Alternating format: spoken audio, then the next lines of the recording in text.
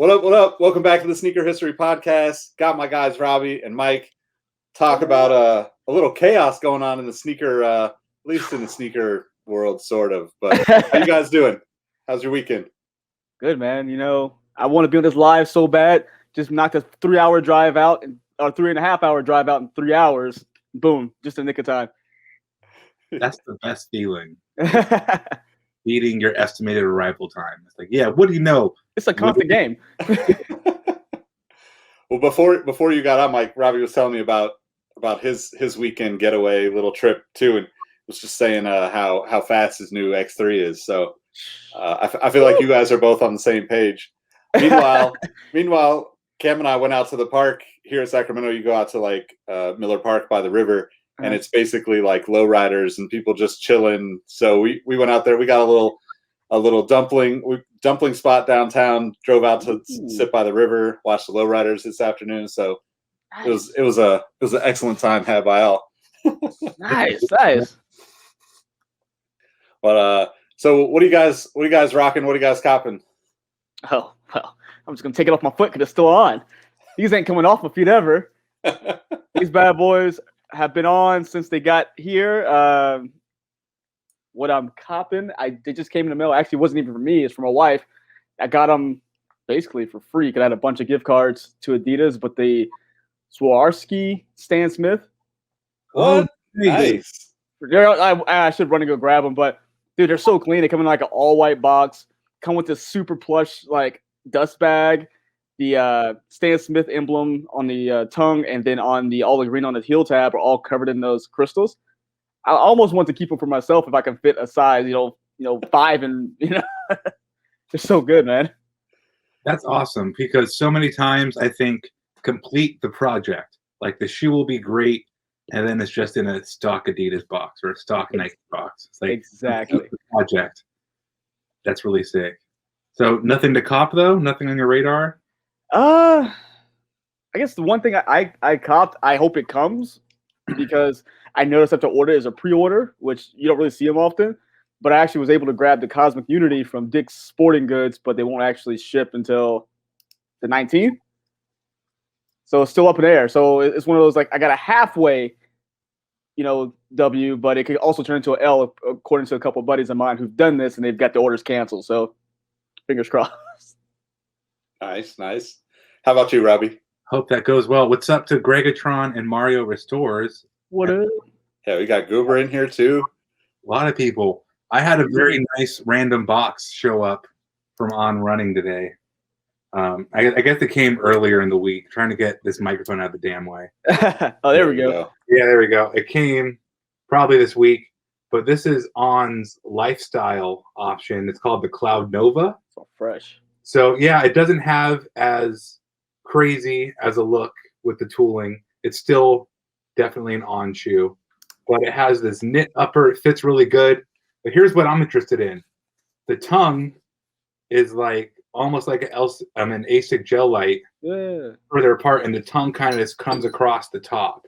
It's like it's weird. It's like it's detached, and it's like it's really comfortable. I don't have anything bad to say. I like that, man. Yeah, I wore them this afternoon at the grocery store. Super clean. Shout out to Max. Is it like a knit?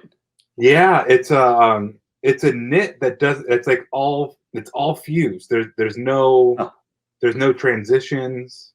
There's no nothing. I mean, there's not even like fused material. It's all just like one piece. So it's like they knitted it, then like smoothed it out, so there's no kind of like break in the fabric. Well, not even just that. Normally, there's like a fusing area. Yeah. Where they combine the shoe, and there's none of that. It's all just one piece. Nice. It's very cool. I got these and the trainers, which are the Cloud Ultras that haven't come out yet. Ooh. Those are too far away for me to grab easily. So those are my recent pickup. Thank you to On for sending me those. Is it like? So I'm trying to think of the shoes. Like, you know how like the NMD knit is like thin and a little stiff, and then like Ultra Boost is like basically like super thick sock. Is it? What is it? What's like the toe around the toe like on that? Between the two, the NMD is a very good comparison in terms of like elasticity elasticity, I would say. Okay. But it's not like a prime knit either. It's Gotcha. like middle. It's like if engineered mesh got upgraded. Okay. I would almost say it feels like a mesh, but I know it's a knit type deal. Super cool though. Definitely a lifestyle shoe.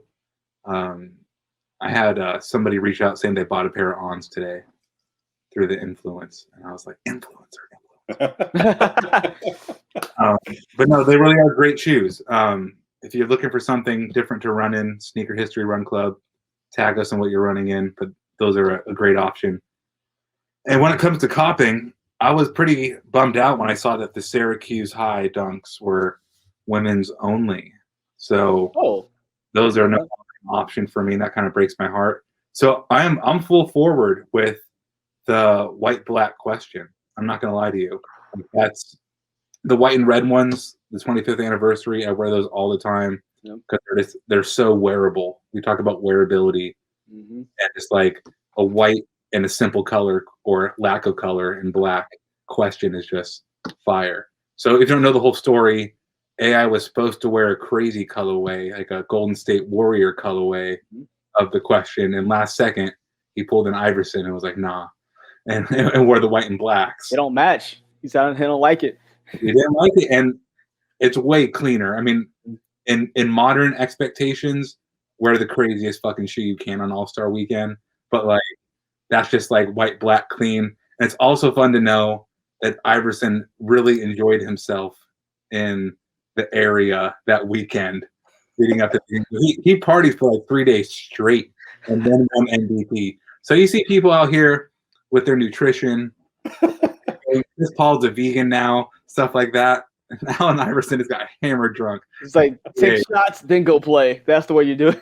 I think Drake said he took in shots with Kobe. I'm like, man, that's before social media. I want to know who was taking shots with Iverson in Oakland that weekend. Like that was I took Jason Kidd and Gary Payton showing him around. Like it's just so good times. Fun fact about that shoe, there's one little tweak on it that I didn't notice. As somebody on IG actually brought it up to me, and I didn't. Between the new one and the OG has a silver tongue, and the retros only have a white tongue. So there's a small little difference in the one AI wore, but they're still super clean. I mean, that's definitely one of my radar as well. That's okay with me. What about you, Nick? So I actually wore. I pulled the mic today. I don't know if you can see. I'm wearing the Know Your Roots Concord tee, and I had to break them out, man. You have to, right? Like. So this is like the 2011 edition, and it's just crazy how amazing these shoes are, man. It's just crazy. Like I literally haven't worn them for probably 5 years, and you know, like I want to, but then like when I was moving and all that stuff, it's like, all right, I don't want to mess them up. I'm just gonna leave. You know, I have like numerous boxes that I just didn't dig into over the last 5 years. But then when you pull it out and you're like, oh man, this is why I love this shines shit. in your face. It's like, oh. Do you rock them like that? Do you rock them super loose with just? Yep. I basically like loop over the. I don't know if you can see that. I basically loop over the top laces and just leave them loose. They don't fall out because mine always fall out some kind of way. So I end up having to tie them. I take the top eyelets out and just tie them low. Yeah. So I usually. So sometimes I'll have to do like a tiny little knot just so they don't come back through. But most of the time, at least with these, they've stayed pretty well stuck right there. So yeah, it's been pretty good. Hey, as far as copping, I mean, I tried to get those ready-made blazers.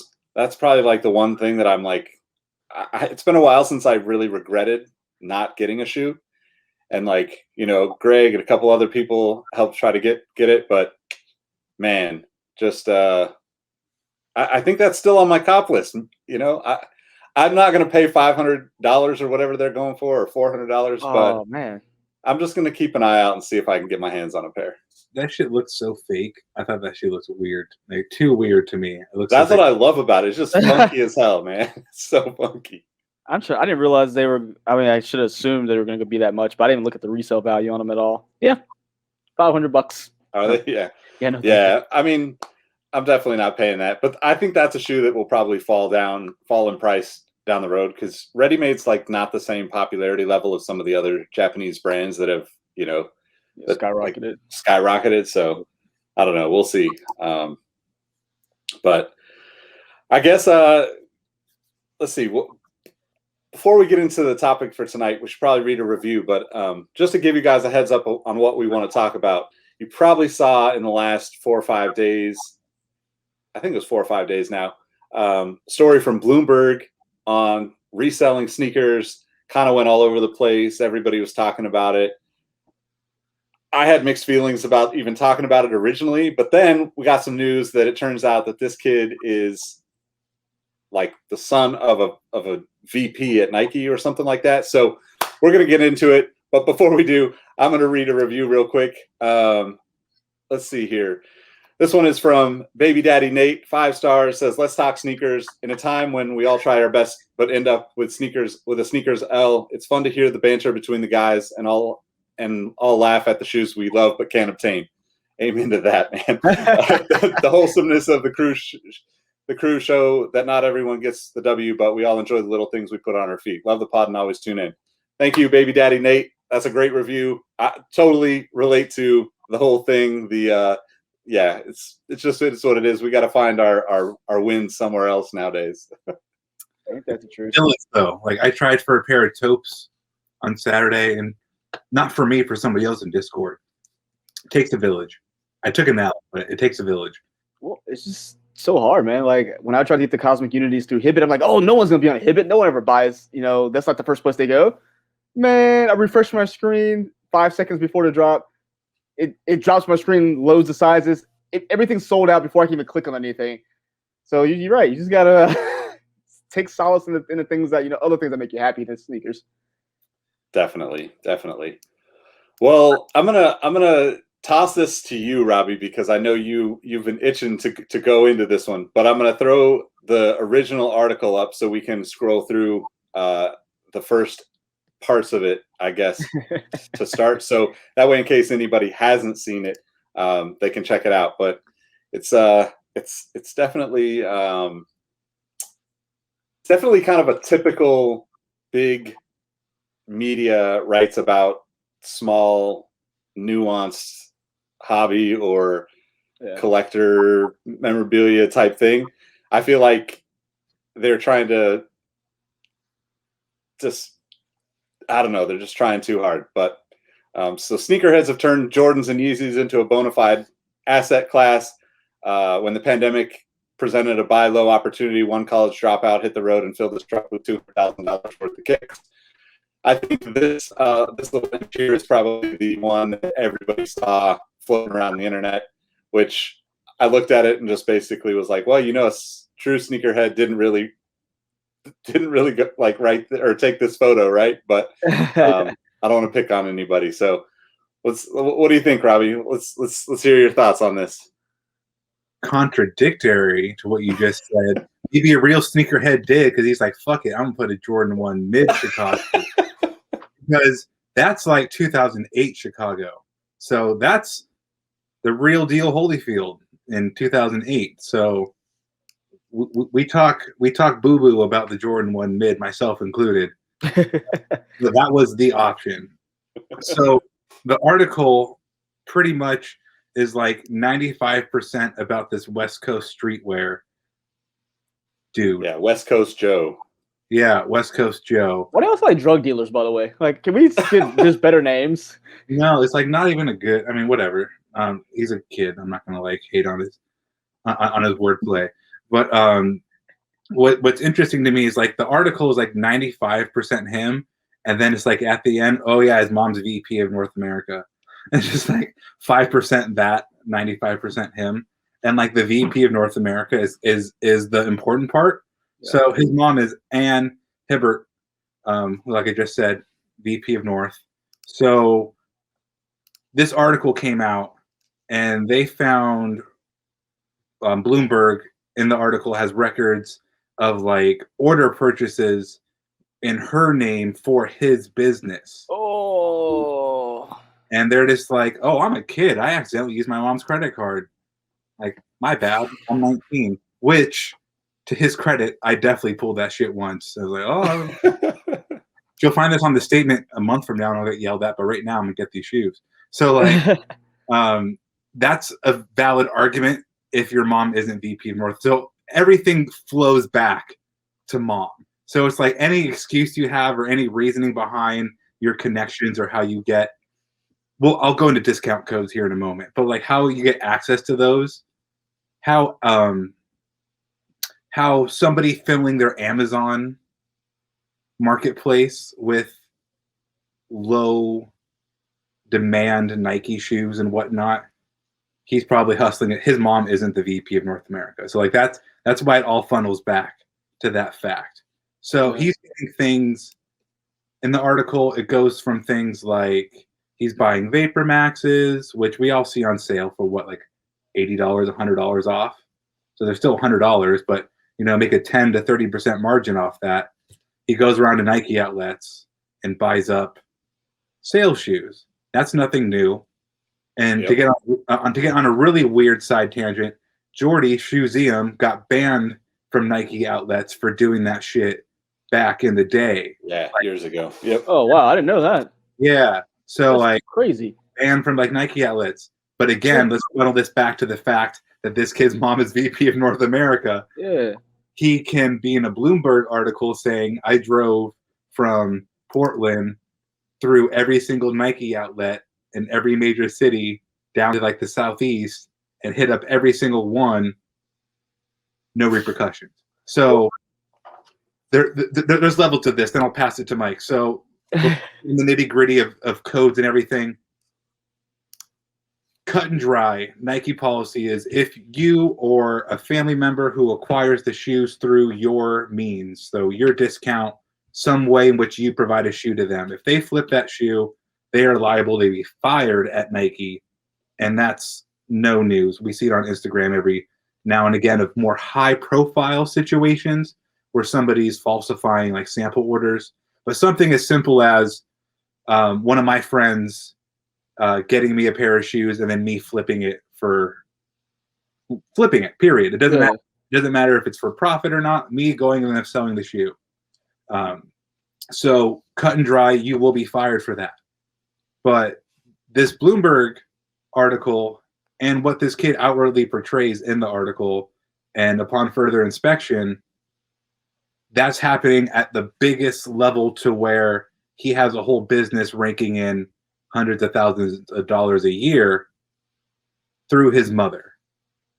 So this, I've had a lot of people from Nike the past couple of days. I've seen links they send me to conversation, like anonymous message boards online where like people are just giving their 2 cents. And it's just full of Nike employees like, oh, I got fired for just some asinine shit that's kind of like me selling shoes. But like down like that.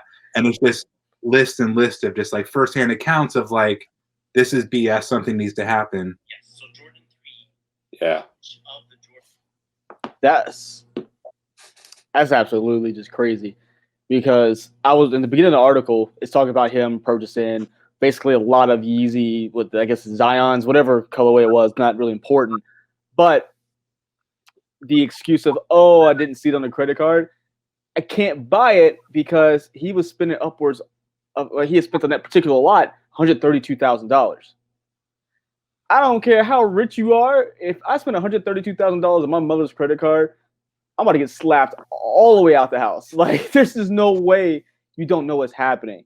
And I'm not trying to say, oh, she's like colluding this, but she wouldn't stop. And I'm sorry, you're gonna read your credit card statement and say, hey, there's $132,000, and I'm sure that's not the only thing he's bought. I mean, I hate to beat a dead horse of but it's a current event that actually I think kind of sits perfectly with this, and that's the trophy room crap.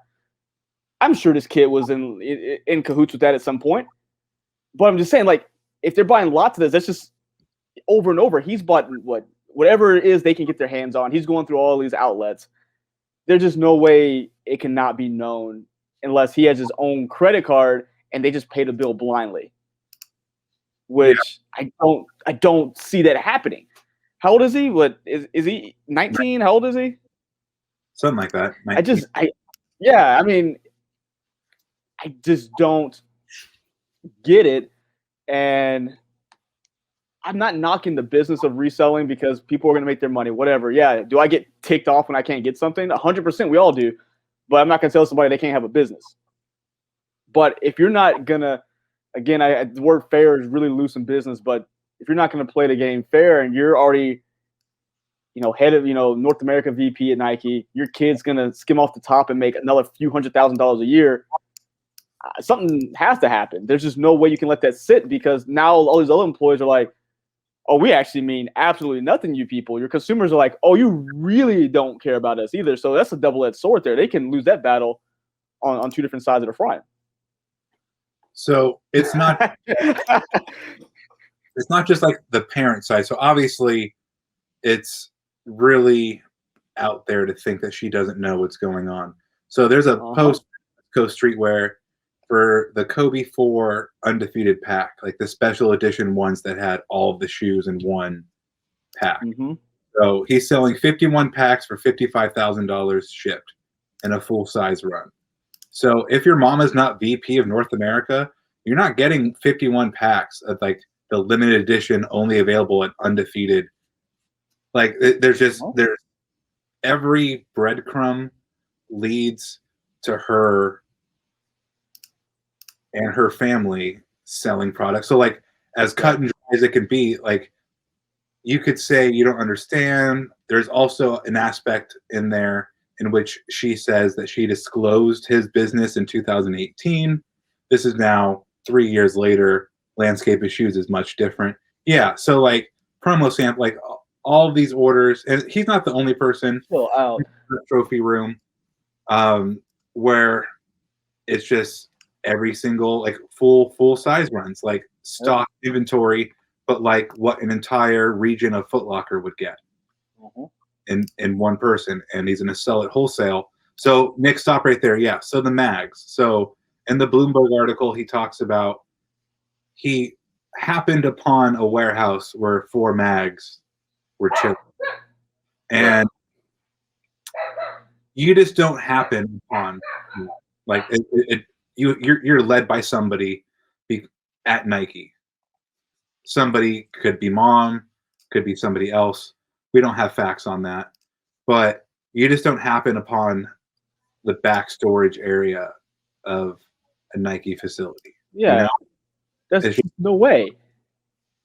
It can't happen. So there is more exclusive things like the undefeated 4s Nick was just showing here.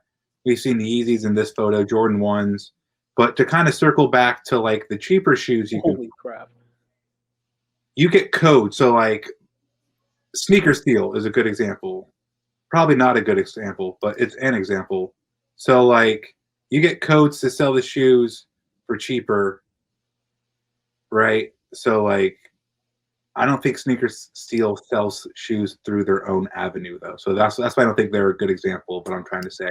Yeah. But basically you get a code, you can buy these Air Force Ones that didn't hit for an extra 30% off retail on a wholesale order.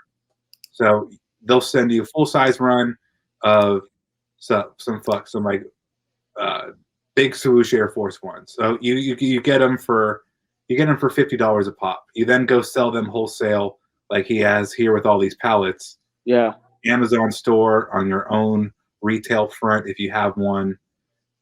Many different avenues, eBay, and you just have a whole stock and you sell them for $100. They were listed for $120. People are still getting $20 off, but you're making $50 a shoe. Those codes just don't happen to anybody either. So everything funnels back to this kind of access not being. This is like a human bot. Like your mom is the bot, and a lot of these photos we can't verify where he is, but there's some of them with like Travis Scott shoes, and it looks like he's in a really fucking nice house. And it's like, well, where are you having those things shipped to? It says in the article he ended up getting a warehouse, and that's where these photos are from. Yeah. There's other ones where it's like you're in a really nice study in somebody's house, And if your mom's the VP of North America, she probably has a really nice study. That's the one I'm talking Yeah. about. Well, Nick, scroll down again. There's a picture from a really nice. You can see the outside of a house. It's like a wooden garage door. Yeah, it's his mom's house. Yeah, I mean, 100% it is. Hell, I don't. Oh, look, you can go up a little bit. Right there, right under Kobe. Oh, here, yeah. So it's just like there's the cool, there's not playing fair, but then there's also we never know the quantities. Let's keep using the undefeated 4 as an example. We don't know the quantities of really how many of those special edition box sets there were, but if 51 of them are in his possession, I don't think there's more than a couple hundred. So if now the entire population is fighting over, 3/4 of stock, that's fucked up. Like that's the kind of stuff that messes with people's heads. And later on, we're gonna have Liz Beecroft on, and we're gonna talk about like the mental health of sneakers. And I'm very interested to see her take on like the L mentality because it's perpetrated everybody's life. Everybody hates it. It's now to a point where it's in our reviews where we all have a camaraderie over taking L's, but it does mess with your head. So when you see somebody like him, or you see the trophy room situation where it's like, man, Nick's loved that Jordan 1 for forever. He would love to get that shoe. But you know that 2/5, 1/4, some arbitrary percentage has been taken off just to screw you and somebody to make money off of something we all like. And it pisses me off because it's like we can preface statements like Mike's and there's nothing against resale, but at the core, it fucking sucks when you can't just buy a shoe you want to get. And then when you see like young white privileged people come in and just like shit on the game, it hurts my feelings. I try not to get my feelings involved, but it's like, damn it, I woke up to try to get that shoe, and this fool came out of the right womb and he has 51 pairs. Like it's messed up. Yeah. I mean, I'm going to play devil's advocate just because that's kind of always where I land on this kind of stuff. So I 100% agree. Like I see this stuff and if I look at it too long, it pisses me off. Most of the time when I see this kind of stuff, I scroll right past it. I just keep moving. I think that the interesting thing about this whole thing, right? Like looking through, his Instagram or the West Coast Streetwear Instagram and seeing all the different stuff, right? Like, he's obviously, well connected, right? Yeah. Whether that happens from his own hard work or from mom's hard work or anything in between, I can't really deny that there's absolutely an advantage to being so close to Nike, whether it's through, like Robbie said, you're not going to end up with all that Dior stuff. You're not going to end up with, 50 pairs of Off-Whites from a random warehouse or Nike mags from a random warehouse without knowing the right people. Yeah. And, to a certain extent, that's part of being in Portland too, right? Not to say that it's equal, but like, let's be honest, like Robbie and Rohit and Greg and everybody that's up there can walk into an index type store that has way more, exclusive samples, player exclusives, whatever. Or even just thinking about like some of the other kind of like, I don't know, like the, like the stuff that ends up in Ross and Marshalls and stuff up there is completely different than what we end up getting, like, the rest of the world, right? So I think that there's an interesting, like there could be like a, benefit of the doubt. The kid has made, the best of his situation. He's obviously got an advantage being so close to, who knows where, who knows who, but like looking through his Instagram and seeing all of the other stuff too, like seeing the Yeezys, massive amounts of Yeezys, right? Clearly like the technology side is working for him too. So, yeah. I think naturally we kind of just dismiss, anybody that's using a bot, but like, look, if I was 16 or 17 years old and trying to, do whatever I could to get out of living at home, like I was selling cigarettes back in the day to kids at high school, like if I had the access to the internet that we had now, like I would definitely not be selling cigarettes. I'd definitely be selling sneakers because they're way more profitable. So like I am like kind of torn because I don't want to just condemn him 100%, because I know that like part of what he's doing he has to be smart enough to do this shit, right? Like he has to be connected enough, build relationships enough, because even with bots, you're probably not hitting to that same level. But on the flip side of that, if you are using bots and hitting to that level, it's because you have the financial resources of, say, a VP at Nike and the, credit card, like you have to have a parent that's not going to ever check their credit card at $120,000 spend, right? Most of us are never going to experience like $120,000, even if you're a millionaire, is probably something you're going to notice on your credit card, right? Yeah. So to me, it's like, the story from Bloomberg is really odd because it's almost like, hey, I became friends with this, kid to tell this story. It was cool. And then I realized eventually that his mom was a VP at Nike and he's basically selling all these shoes. And then, of course you can't get a hold of the VP, the mom or, whatever. But I don't know, man. I just feel like I totally understand everybody that's kind of like, this is what's wrong with sneakers right now. But I also know that like this stuff happens, something else will come along and change it, and it won't happen in the future. And we won't even think about this type of thing. I mean, I think my biggest frustration with this is like the idea that if you're a business that you have to flaunt that you have pallets full of product is absolutely bananas to me. Imagine if you went to Amazon and Amazon social was just like, yo, we got thousands of cheap ass fucking camera pieces. Like that's corny as shit. Like that's the only thing I really have a like true deep down issue with, because it's like, look, there's nothing cool about like this, this picture of the piles at the warehouse, right?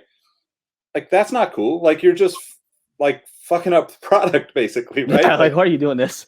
Like I get that like there's a different world now on the internet, and like social media just kind of, I don't know. I can't remember who we were just talking about this, but like it's like the internet is like, people sip this digital courage and do a bunch of dumb shit as if they're drunk, and they're literally drunk. And I think that's something that, going back to like having Liz on and talking about that, I think I'm looking forward to asking those questions too, because there's so much around all of this that it's not even just the like, I got it and you can't have it without paying up. It's just the mentality of thinking that this is cool that I worry about, right? Because, like it just feels so off to me. Well, what I think, and that's going to go, I would love to talk, that more, that mental aspect that goes into it, because I think of it like this. With sneakers, along with anything anybody collects, it's always going to be the person who, yes, they have a gang of money and they can do whatever they want. That's how it goes. Will it be back with sport cards now, cars, whatever it may be? There's always that person who just has that extra leverage that normal people don't have, which, all right, whatever. But Nick, you're right. It is a person who's put in the pallet of shoes in front, laying on them like, I got all these, you can't get them. Because I think of, us three, and not one of us is, rich. I think we're doing, good, good as human beings, like getting, like keeping roofs over our heads, keeping our, family fed, all the things we're supposed to do. And I think of the kid who maybe only can get one shoe a year, and he's out there, knocking down yards, shoveling snow in the winter, whatever it may be. He's like, I saved up, the 180 plus tax. This is my shoe I want to get. And yes, supply and demand is a thing. It's going to sell out sometimes. But that kid's like, I saved up for this, and now I can't get it, but I'm looking at this jackass over here laying down in a million of the boxes. And so that's what I think of, like, you're just screwing up. Somebody's like, dude, no matter how hard I work, I just can't get it. And I may be going too deep with that, but I really, that's what I think about, is like, us, I think we've been in it for so like long, and we're like, oh, okay, well, whatever, just move on to the next thing. But there's someone who just wants it because for the love of it. And you're just giving them a complex because you basically said, hey, I'm better than you because I have XYZ dollars. And you worked hard to get this one thing, And now I'm gonna say, not only can you not have it, but I will only give it to you if you pay me 100 times what it's actually worth. So it sucks, and that's kind of what I fall on that when I see these pictures of Benjamin Kicks, this goofball, all these people. Understand your business, but just I don't see people at Foot Locker when they get the shipment in, they don't take a picture of all the Jordans for the release day. They just put them in the back and sell them, like, you know what I mean? Or at least, like, I could understand that, like, first day at a Foot Locker, you walk in the back, that's fucking cool. Like, Yeah, post I that loved picture it. I up. was like, You wow. go work at the East Bay, warehouse, that's fucking cool. Go post that picture up. The issue is, like, this is the repeated thing, right? Like, wait, what? This is what you think is cool, is to just post this constantly? Like, I mean, other than the fact that I know what a Yeezy box or a Jordan box looks like, this looks like somebody that gets paid minimum wage and works in a warehouse, right? Like, that's the floss, is that you're showing off that you work in a warehouse. Like, the average person doesn't know what all these boxes are, and they see this and are like, what's this? Like, it's just really, really odd to me. So there's like his annoying aspect of it, and like the Benjamin Kick, like you were just bringing up, like all that just like blah blah obnoxious aspect of sneakers, which I think a lot of our listeners and us, Rowett included, are kind of just sick of. But like, what makes me most angry, it's like I have like 2 pairs of Dunks that haven't been worn yet in the back of my closet. Like, I'll live not getting that 3rd pair of Dunks off of sneakers. But like, it's just the hypocrisy, and I didn't want to like nosedive into it when we were talking about charitable donations last episode, and like Nike's pledge and Foot Locker's pledge. But like, all right, Nike's gonna pledge $100 million to Black communities, but they still haven't figured out how to fix their own Black community on campus, or how to build an adequate one that feels inclusive on their own campus. So if you're going to go fire a contract worker who you've been stringing along for a white badge for the past 4 years, saying, keep at it, we'll get you a black badge, and then you're going to fire him because his nephew sold his beat Air Force ones he bought him 2 years ago on Poshmark for $50 cooked. Like, he's going to get fired for that. But It's trash. this article has been out through Bloomberg for what, 4 days now, 5 days now. No comment from Nike. You can't find Ann Hibbert. You can't find any PR spokesman. Can't find it's media silent. And there's been a couple times where Nike's gone silent with like Black Lives Matter and everything that's happened socially in the past year. I've heard accounts from this on campus. Like it's not all rainbows and daisies. So it's like you can flaunt, oh, we gave $50 million to the Chicago, New York, and LA communities to help people grow not aesthetically, but help them grow in education, art, whatever your initiative is that time. But you can't, like, you can't have like your HR have real conversations and like fix things for people who work there. So it's like it makes me so angry, and it just shows like white America really, if you're a VP at the top, like, I'm sorry, I didn't know this was bad. I value Nike's values. I really hope this never happens again. Thank you all for your support. Send. Like, that's the email. Like, that's what it is. Or if it's like paid administrative leave, or it could be so many different things. And it's just like, it's just not fair. I guess that's where the lack of fairness with sneakers, I'll always get over that. That's not a big deal. Yeah. Like, the lack of fairness when I've always wanted to work at Nike and I've always put it on a pedestal. But then, like, when I hear and see things, good and bad, I hear uplifting things too, that great things happening there. But when it's just like, not to bring politics into it, but when you see Donnie instigated a fucking riot, and then all these people are like, nah, he doesn't work there anymore. Yeah. I saw one thing, but I'm just gonna ignore it. But if anybody else lower than this does this, you're fucked. The same thing, and it's not Nike. I mean, every single big corporation who's had a negative headline has said it's not reselling shoes to your son through a secondary market because businesses don't fucking resell iPhones like that, or maybe they do, but it's just like You don't hear about it at least. always going to be Yeah. PR things. There's always going to be gaffes where it's just like racist things getting out. There's always just going to be things out there, and this is just Nike and the footwear industry's thing. But that's where like my gears get really grind. It's like, how is this lady still referred to as VP of North America? It's like the whole art Yeah. proof. There's journalism here. It's It not- is like the Dave Chappelle stand-up. It's the from Killing Them Softly. When he's in his buddy was white. He's driving and racing the car. He's like, "Watch this, Dave. I didn't know I couldn't do that." Okay, go have a good night. Really? That's all you have to say? I didn't know I couldn't do that, and you just got away with it. Like that's pretty much what happens. Yep. I mean, I feel like this is the same case you're gonna have here. Messed up, man. And I know a lot of people on campus are waiting to see like what's the move here. And it's not just on campus. A lot of people in the footwear industry are like, all right, what's this move going to be from Nike? Because I mean, it's night and day. Your policy says do not sell or instigate selling or have family members sell our product from you.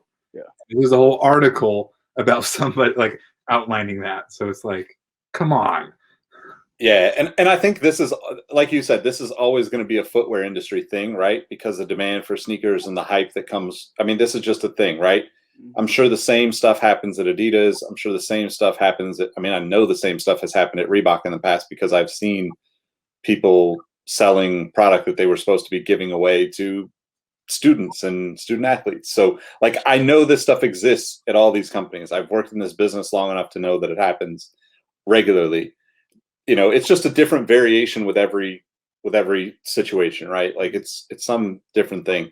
I think the only I think you posted it in the chat at some point, Robbie, but I think the only comments that I saw was something that Matthew Kish, who hopefully we can get him on the show once school's out and he doesn't have kids at home and work at home, because I'd love to talk to him about some of the stuff that he's done over the years.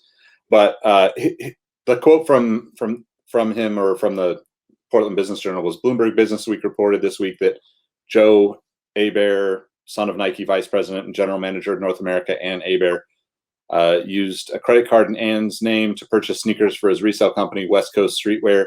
In a statement, Nike said, and just quote, disclosed relevant information to Nike. And What? I think that's like the same kind of like, you know, I don't know, like just dismissive kind of response. Granted, like, look, this is a really sensitive subject, right? Because I doubt that Nike has seen this level of this thing happen with employees before. The last thing I can think of was the guys behind the Look-See sunglasses, right? And they, you know, they went after everybody that was involved in that. And you know, it's like, why that, when like the dollar amounts were probably similar, right? Like, you know, you're selling more shoes, this kid's selling more shoes, those guys are making like, you know, promo samples and, you know, all that crazy stuff. And I don't remember the exact stories or the people behind that, but like, you know, it's a very similar situation where like, you know, I would assume that there will be something that comes from this from Nike. Otherwise, I think, you know, I just feel like they have to, right? It's such a bad thing. Like, not only do I feel like there's just a huge lack of integrity in the whole situation, but I just feel like the perception of this being a Bloomberg level article, like Bloomberg's not writing about Nike very often, you know? So for this to get out and kind of show like how like there's no control for the secondary market, right? That is like, you know, that's on Nike in a sense, right? Because they play the supply and demand game to get us to this point as a footwear industry. And I think it's something that will be really challenging for them to look. This is something that would be challenging for them to address, whether it's one person connected to Nike or just the homie getting hooked up, you know, that also lives in Portland that has those connections, right? but like it's it's such a man, it's just such a fucked up situation, and I hope that it like I think Varian said in the chat, I hope that it's heavy-handed, because I think that, look, this is something that because we're all constantly taking L's on the sneakers app, which the craziest part about the sneakers app, and I might have brought this up on an episode before, but like the craziest part about the sneakers app is other than the fact that we can't get releases, it's one of the best apps, period. Like it is, like for a big company like Nike to highlight community members and go around the country and have, footwear kick checks and all this stuff, like that just doesn't happen. Like Nike would have never done that other than like people riding for the SB team and the occasional like superstar athlete. Nike doesn't shout people out on their biggest platform, right? And so on one hand, they're doing incredibly good things in that app, while at the same time, like it's almost like the gears are stuck for the actual like purchasing aspects of the sneakers app. And and maybe I just don't buy enough shoes anymore, and I don't deserve to buy whatever cool shoes that I want that are coming. That's totally okay, because if I was a boutique owner and I had people that were buying my shoes regularly, I'd probably let those people buy, right? Like the same as we do with the Discord. Like if you're in the Discord, you're going to get access to everything we do before we put it out to the rest of the world, in a sense. And that's just because you've been supporting us and really like allow us to do these things. But yeah, I guess my question for you guys, kind of now that we've talked through some of this stuff, what do you think the like solution to this is? Not necessarily what is like the punishment for the kid or the mom or whatever, but like how do you because obviously this is it started as a Nike conversation because the kid is connected to Nike, but he's doing this, there's plenty of people that are running bots that are doing this, right? Yeah. And it collectively, most of what's getting bought up is getting bought by people using bots, people that are using technology to like short the system and get access to the product. I don't know that there's really a great solution to any of this. I do really appreciate raffles. There's at least a perception that I have a chance with raffles. So that's usually my like approach to trying to buy stuff from other places other than sneakers. But I don't know. Is there a solution, or is this just something we're just going to have to deal with as sneaker enthusiasts moving forward?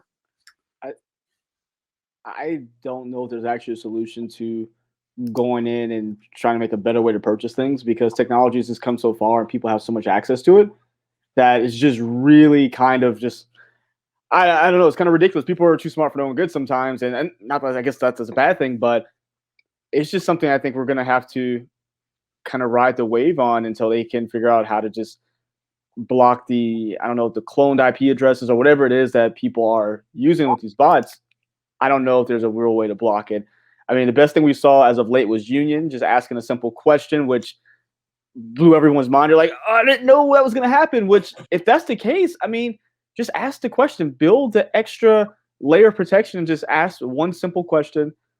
It doesn't have to be anything like groundbreaking. You don't have to be like a sneaker genius to know, but just put something that a human has to answer. That's my thought about the purchasing. But when it comes to the Nike thing, because there's a lot of culture that needs to be fixed in the sense of who's getting fired for what when it comes to the resale thing. Honestly, yes. If the immediate family, if you give them a shoe, they should be selling it. That's just, hey, you're part of that. You're part of that person's household. You can't be a part of that. But if you give someone a gift and they just so happen down the line sell something, that's not your problem anymore. I don't think that should be something that should be on you, because you can't control what someone does. If they're hard up for cash and like, hey, you got me XYZ shoe, I appreciate it. I just had to sell it for keep the lights on. Like that shouldn't come back to, hey, sorry, contract guy, you were so close to getting that badge, but we're gonna let you go for just a minuscule reason and replace you with somebody else to give them that same hope and snatch it away. So that's my two thoughts on how I guess those little big things can be fixed. I don't think it can be fixed until these people get out of our sandbox. But the money, man, it's just too much money right now. Until people stop liking sneakers, I just don't think it's gonna happen. No, and it's not. But like that's how it stops, because sneakers is so unique in that way. Computers, Xbox, so video games, those are my other two interests. And people buy computer chips just to fuck with you and make money. Same way people buy PS5s just to fuck with you and make money. Action figures, if it's really cool, people buy them up to fuck with you to make money. I can't think of anything I like that hasn't been sneakerfied. Now, concerts, sneakerfied. When there were concerts, sneakerfied. M&Ms, still can buy those pretty easily. How do you pay easily? I'm talking a little more substantive. Yeah, I think if anybody starts trying to resell burritos, man, that's the end for me. Oh, Nick's fighting. Yeah. Out there fighting somebody. Tried with Travis Scott Reese's Puff. I mean, like someone will be trying to sell anything, and it's just such a bummer that sneakers have become an asset. Like, I don't want to say how much money's in my closet, but there's a lot of fucking money in there in shoes. Yeah. So, like, it really is an asset class. Like, it 100% is. For years, I joked with my parents, like, I have shoe equity, don't worry. Like, if something burns down, like, I could sell these off and I could pretty much buy anything I need to buy. Mm-hmm. And that's a fact. And it's that fact, the reality that everybody else knows that, like this kid who, I'm sure he thought shoes were cool before, but like, I'm sure a lot of resellers thought shoes were cool before, and that's where they had the idea to resell them. Mm-hmm. So it didn't come out of nowhere. But like, there's just so many broken, like, everything's broken, man. It's hard not just to be cynical and defeated. Because on top of all this West Coast guy, he also has like a $250 a month, like how to resell sneakers class. He's a Discord charges. So Fool has like 400 people in there too. So he's like teaching these other goobers to like do the same thing. And it's just like when you have one goober who procreates with another goober, you get goobers everywhere. I think I just like the word goober. That just made it just perfect. I mean, so just to play devil's advocate one more time before we wrap this episode up. This article was also great in a sense that, you know, Chad and Adina Jones, another lane, we've shouted them out. They're going to be on the podcast at some point here soon, hopefully. You know, they're getting exposure on Bloomberg for their new business, right? Mm-hmm. And I know they raised money to start their business by selling shoes. So, you know, and that's in the article, right? Like, you know, it's basically like, the thing is we really, because we're in this community, and I don't know if it would be this way, and, you know, I guess it's the same way in other situations now that I'm thinking about it, but like, because we're in this community, we feel a much more personal, you know, not attack, but like, you know, kind of like, yeah. And, you know, thinking about like that, right? Like, for me, I know Chad, I know Adina, those are some of my great friends. I want to support them. If that's how they start their business, that's, you know, like, that's a part of it, right? But they're coming at it from the community perspective of like, hey, we're doing this for the community. We're creating a community. We're highlighting people within the community, where, kind of like to your point about the, you know, the games, or, you know, like the graphics cards on computers right now, it's just somebody that has no real reason to be buying that product, but they just want to make money off of it. And we're also seeing that on a much larger scale with everything, right? Mike mentioned trading cards. You know, trading cards, Top Shot, we'll talk about in a future episode. But like, people just think that like the internet is for flipping things and making money in a crazy way right now. And GameStop was a perfect example of that, but a ton of people lost money. And I think a lot of people lose money on a lot of these things, right? Like, you know, this kid, West Coast Joe, hey, he's doing it, and he's doing it in a way that he obviously has been like, you know, successful at it. For everyone, you know, my PSA, if somebody's listening to this and wants to think about building bots and reselling shoes, for every one West Coast Joe in terms of financial success, there are probably 50 to 100 people that lose money, even in sneakers, because it's not an easy thing to get into on that level, which is why, like, part of me is also, like, as sad as it is, impressed that he's been able to like build up all these things, because it's really tough to do. I don't think that it's, you know, morally the right thing to do.